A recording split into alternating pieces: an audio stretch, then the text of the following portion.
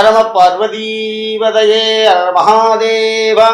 அன்பார்ந்த பக்தி ஒளி நேயர்களுக்கு சுவாமிநாத சார்ந்த அனந்த கோடி நமஸ்காரங்கள். வருகிற 3/3/2026 செவ்வாய்க்கிழமை மகாசந்திர கிரகணம். இந்த கிரகணம் அப்படின்னாலே எல்லாருக்கும் தெரியும், ரொம்ப அனுஷ்டானமா இருக்க வேண்டியது நேரம். என்ன அப்படின்னா, வருகிற 3ஆம் தேதி அன்னைக்கு சந்திர கிரகணம் ஏற்படுகிறது. சந்திர பகவான் எப்ப வர்றார் அப்படின்னா, மத்தியானம் 3:20க்கு வருகிறார். 3:20க்கு ஆரம்பிச்சு மத்தியமம் என்று சொல்வார்கள் 5 மணி 3 நிமிஷத்துக்கு மத்தியமத்தில் வந்து உட்கார்ந்துக்கிறார். அப்ப சூரியன் இருக்கு நம்ம பார்க்க முடியாது.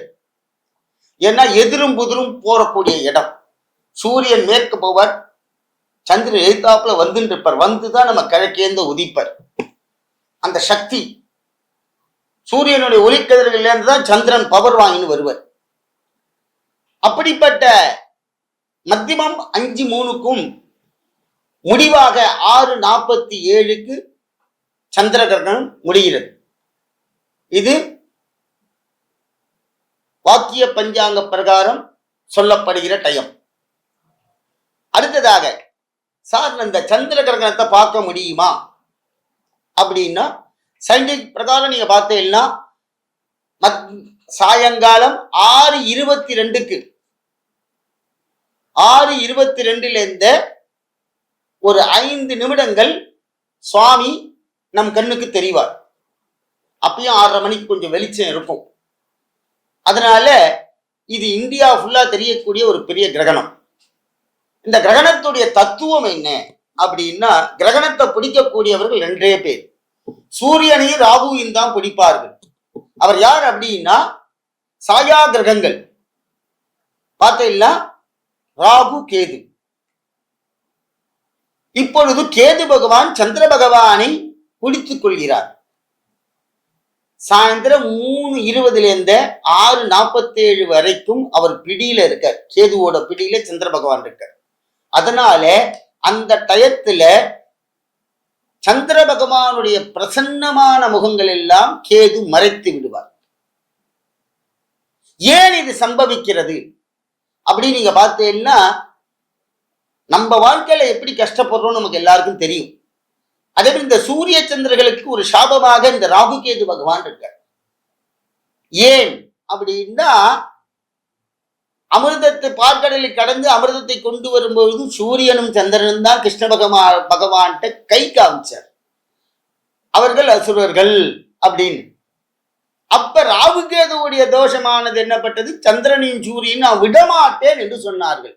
அதனால்தான் ராகு சில நேரத்துல சூரியனை பிடிப்பார், சில நேரத்துல கேது போய்விட சூரியனை பிடிப்பார். மாத்தி மாத்தி பிடித்துக் கொள்வார்கள். நம்ம யாராவது நம்ம பதில சண்டைக்கிட்ட போட்டோம்னு சொல்லுவோம், உன்னை பார்த்து ஒரு கை பார்த்துறேன் விடமாட்டேன் அப்படின்னு சொல்லி பார்த்தீங்களா. அதே மாதிரி இந்த கேது பகவான் சந்திரனை பார்த்து சொன்னான், டேய் உன்னை ஒரு நாளைக்கு பிடிப்பேன்டா, உன்னை விடமாட்டேன்னார். சூரியனை பார்த்து சொல்றானுங்க 2 பேரும், உன்னையும் ஒரு நாளைக்கு பிடிப்பேன் அப்படின்னு அன்னைக்கு கை காமிச்சார்கள். அதுதான் இந்த கிரகணங்கள். அப்படிப்பட்ட இந்த கேது பகவான் சம்பவிக்கிறார். எந்த நட்சத்திரத்துல வர்றார் அப்படின்னு பார்த்தீங்கன்னா, பூர நட்சத்திரத்தின் போது பிடிச்சுக்கிறார். இந்த பூர நட்சத்திரத்துல பிடிக்கும் போது பூர நட்சத்திரக்காரர்களுக்கு தோஷம் உண்டு. அடுத்ததாக பரிகாரம் சொல்லக்கூடிய அன்னைக்கு உள்ள நட்சத்திரங்கள் அந்த பூரத்தோடு சம்பந்தப்பட்டது வரும். உபரி நட்சத்திரங்கள் உப நட்சத்திரங்கள் என்று சொல்வார்கள். மகம், பூரம், உத்திரம், பரணி, பூராடம். திருப்பி நோட் பண்ணிக்கொள்ளுங்கள். மகா நட்சத்திரம், பூர நட்சத்திரம், உத்திர நட்சத்திரம், பரணி நட்சத்திரம், பூராட நட்சத்திரம். இந்த 5 நட்சத்திரக்காரர்கள் கண்டிப்பாக பரிகாரம் செய்ய வேண்டும். ஏன் அப்படின்னா, கிரகண தோஷம் இந்த நட்சத்திரத்துல சம்பவிக்கிறார். மற்ற நட்சத்திரத்துல சம்பவிக்கல. அதெல்லாம் 60 பாகை 80 பாகை 300 பாகை தாண்டி நிற்கும். இவ பக்கத்துல 10 பாகையிலேயே 10 டிகிரிலேயே பக்கத்திலேயே இருப்பார். சம்பவிக்கின்ற நேரத்திலே அவர்களுக்கு அதனுடைய தொடர்பு இருக்கிறதுனால அந்த நட்சத்திரக்காரர்கள் தோஷக்காரர்கள் என்று சொல்லுவார்கள். அடுத்ததாக என்ன பண்ண வேண்டும் பரிகாரம் அப்படின்னா, முதல்ல அந்த சந்திர கிரகணத்துல மத்தியானம் 3:20க்கு சுவாமி சம்பவிக்கிறார். இந்த 3 மணில இருந்து மேல போனா ஒரு 8 மணி நேரத்துக்கு முன்னாடி நம்ம சாப்பிடணும். அந்த 8 மணி நேரத்துக்கு முன்னாடி நம்ம ஆகாரம் சாப்பிட்டேன்னா நம்மளுடைய வயத்துல எந்த ஒரு ஆகாரம் இல்லாமல் இருக்கிறதுனால அந்த சம்பவிக்கும் பொழுது சரீரத்தில் வியாதிகள் வராமல் இருக்கும். கர்ப்பிணிகள் முதல்ல அதை நல்லா தெரிஞ்சுக்குங்க. கர்ப்பிணிகள்லாம் எல்லாரும் ரூம்ல, இருட்டு ரூம்ல அங்க இருக்கணும். யாரும் வானத்தை பார்க்க கூடாது. ஏன்னா இது சாயங்கால வேலை, சுவாமி வரதே தெரியாது. அதனால அந்த கர்ப்பிணிகள்லாம் வெளியில வராமல் ரூமுக்குள்ளேயே இருந்து அவ என்ன பண்ணணும்னா 7 மணிக்கு மேலதான் வெளியில வரணும். அப்படிப்பட்ட அந்த கிரகணத்துல இந்த குழந்தைக்கு போய் தாக்கும். அந்த கதிர்கள் குழந்தைய போய் தாக்கிடுமா. அது என்னவா பிறக்கும், ஊனமா பிறந்துரும், இல்லைன்னா ஏதான ஒரு ப்ராப்ளத்துல வந்து நிற்கும். அதனால தான் வெளியில வரக்கூடாது என்று சொல்கிறார்கள். அடுத்ததாக இந்த கிரகண காலத்திலே தர்மங்கள் பண்ண வேண்டும். என்ன தர்மம் அப்படின்னா, தங்கத்தையே தானம் கொடுக்கணும்னு சொல்லியிருக்கு. இப்ப தங்கம் விற்கிற விலைக்கு ஒன்றும் நம்ம வாங்கி கொடுக்க முடியாது. எங்க அப்படின்னா கடற்கரையில தங்க தானம் பண்ணுவார். அடுத்தது இந்த கிரகண காலத்திலே மக்களுக்கு என்ன ஒரு காரியம் செய்தால் நல்லது நடக்கும். எல்லாரும் என்ன பண்ணணும் அப்படின்னா, அந்த 3:20ல இருந்து 6:47 வரைக்கும் அவாவாளுக்கு தெரிஞ்ச சுவாமியுடைய நாமங்களை சொல்லி சுவாமிகிட்ட பக்தியா இருக்கணும். டிவியில டிராமா பார்க்க கூடாது, சினிமாலாம் பார்க்க கூடாது. சிவபுராணம் சொல்லலாம், விஷ்ணு சகஸ்ரநாமம், கந்த சஷ்டி, லலிதா சகஸ்ரநாமம், அப்படி சுவாமியுடைய புராணங்களை படிக்கலாம், கேட்கலாம்.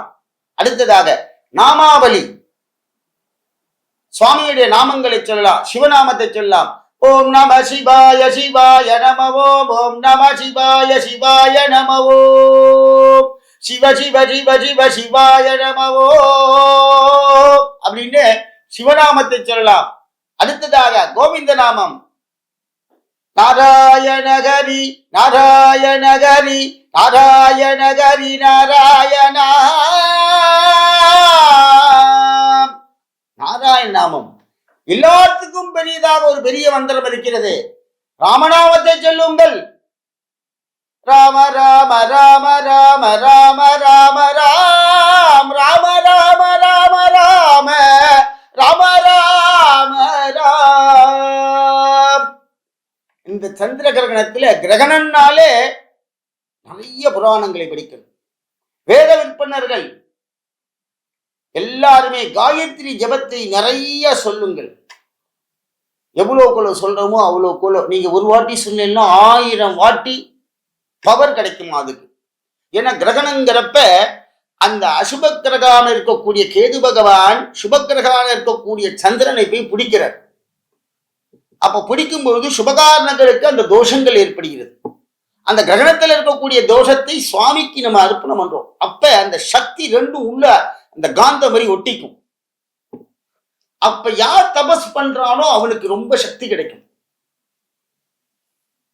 இந்த மந்திரவாதிகள்லாம் தெரியுமா, அதர்வன வேதங்கள் அதுல என்ன சொல்கிறது அப்படின்னா, உச்சாரணம் பண்ணுவார்கள்.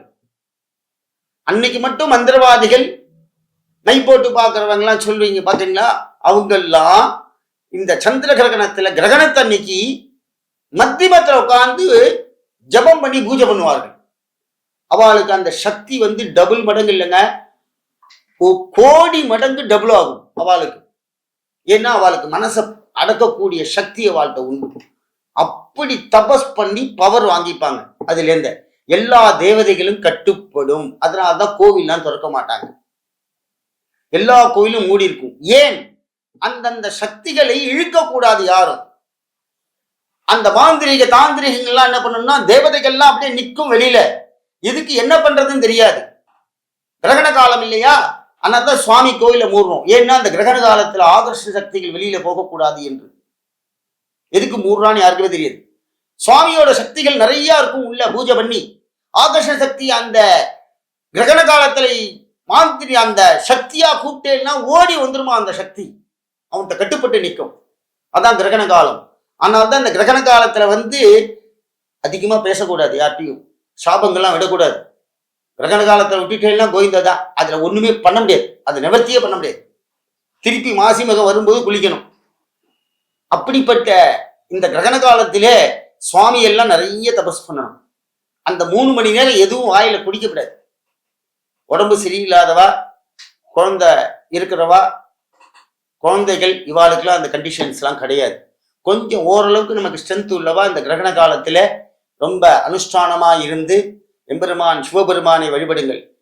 இதெல்லாம் முடிஞ்சு பரிகாரம் என்ன செய்ய வேண்டும், தானம் என்ன கொடுக்க வேண்டும் அப்படின்னு பார்த்தீங்கன்னா, எல்லாரும் 6:45 7 மணிக்கு ஸ்நானம் பண்ணிடுவா. வேத விற்பனர்கள் கோவில் எல்லாம் கோவில் திறந்து கோவிலை சுத்தம் பண்ணி சுவாமிக்கு அபிஷேகம் பண்ணிடுவா. ஏன்னா அகாலம் இல்லை. 7 மணிக்கு கோவிலை திறந்து அபிஷேகம் பண்ணி எல்லா சுவாமிக்கும் பண்ணுவா. மறுநாள் காலையிலேயோ இந்த நட்சத்திரக்காரர்கள் மகம், பூரம், உத்திரம், பரணி, பூராடம் இவாள்லாம் பச்சரிசி 1 கிலோ, ஒரு தேங்காய், வெத்தலைப்பாக்கு, பழம், தட்சணை இதை எடுத்துக்கொண்டு கோவிலில் சிவாச்சாரியாருக்கோ இல்லை ஆத்துக்கு வரக்கூடிய சாஸ்திரிகளுக்கோ வேத பிராமணாளுக்கோ கையில் நீங்கள் இதை கொடுக்கணும். சோமோகார பரிகாரம் என்று சொல்வார்கள். அது யார் வேணா வாங்கிக்கலாம். வேத விற்பனர்களும் சிவாச்சாரியாலும் தான் வாங்கணும். அவளுக்கு கொண்டு கொடுப்பா. கோவில்ல கொடுக்கும்போது அவள் வாங்கிப்பா, வேண்டான்னு சொல்லவே மாட்டா. ஏன்னா அந்த கிரகண தோஷம் அவளுக்கு வராது. சுவாமியே சொல்லியிருக்கார், நீ வாங்கினா நான் உன்கிட்ட வரமாட்டேன் அப்படின்னு சொல்லியிருக்கார்.